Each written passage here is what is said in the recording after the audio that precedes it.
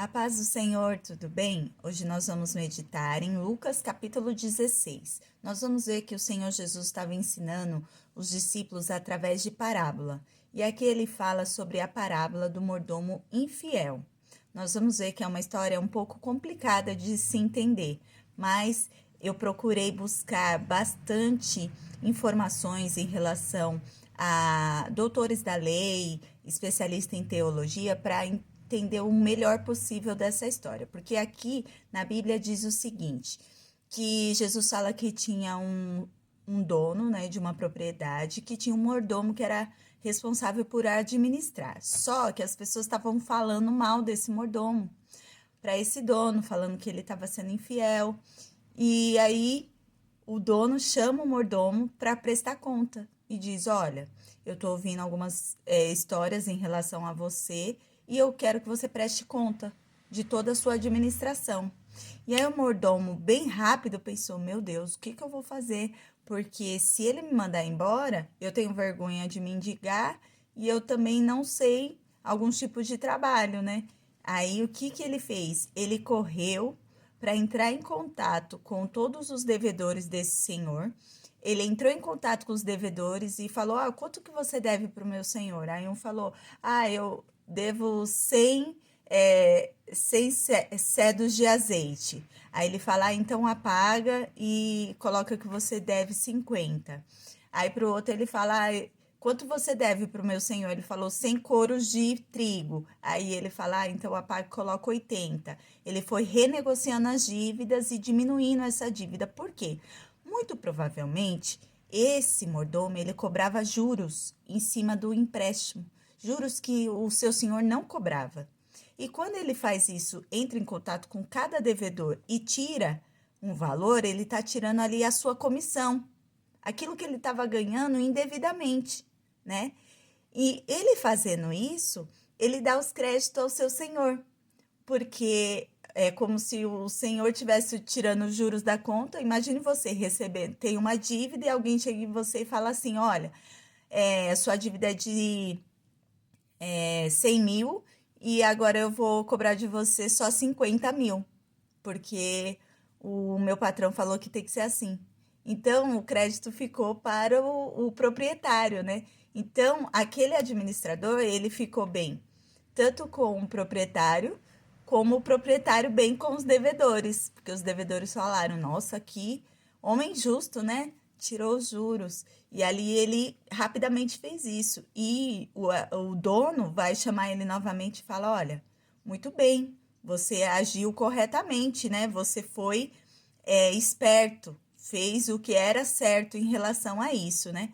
Então, aqui a palavra vai dizer assim: se pois quem é fiel no pouco também é fiel no muito, e quem é injusto no pouco também é injusto no muito, né? Jesus estava ensinando: se pois vos tornares fiéis na aplicação das riquezas de origem injusta, quem vos se tornares fiéis na aplicação das riquezas de origem injusta, quem vos confiará as riquezas verdadeiras? Quer dizer, o Senhor estava ensinando: se a gente não for fiel com as riquezas aqui da terra, que são confiadas a nós de maneira injusta, porque todo mundo sabe que existe um sistema injusto. Se você nasce dentro de uma família que já tem uma condição financeira, você tem um nível de vida. Se você nasce numa família mais humilde, você tem outro nível de vida, né? Você vai ter que batalhar para ter outro.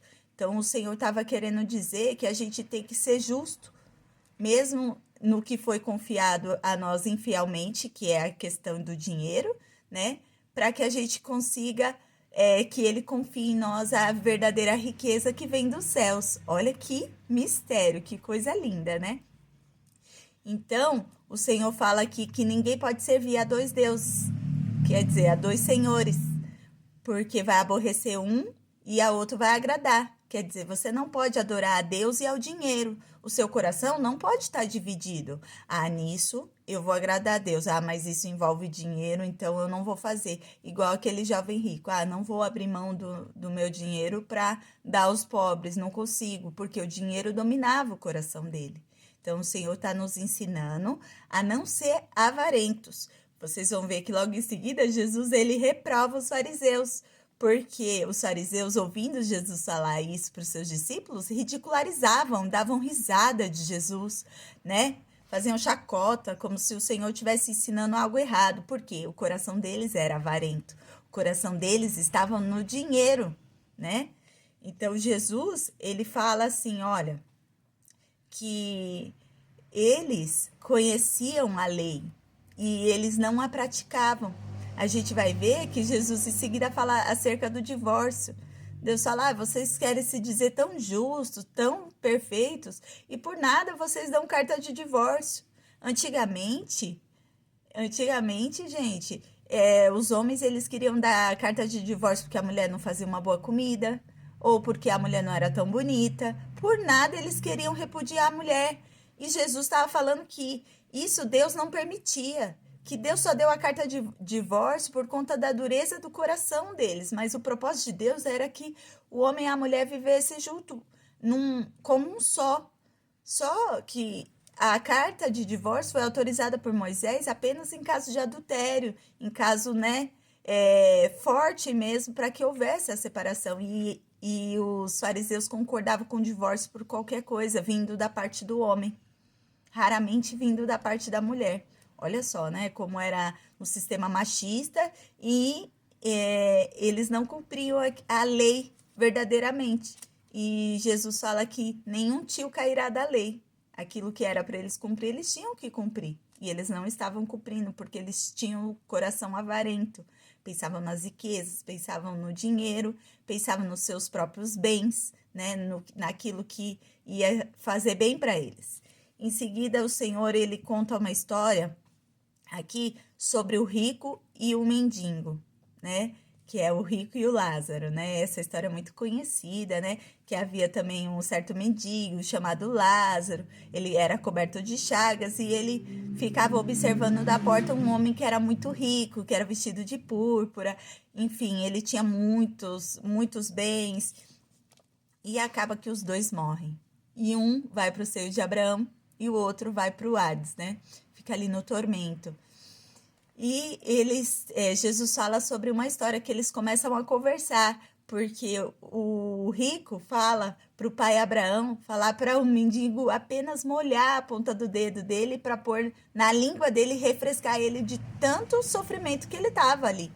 E aí pai Abraão fala para ele, olha, existe uma distância entre nós, não tem como isso ser feito, não existe essa solução. Aí ele fala, Senhor, eu ainda tenho 5 irmãos, me deixa ir até eles para que eu possa falar para eles não virem para cá, alertar eles.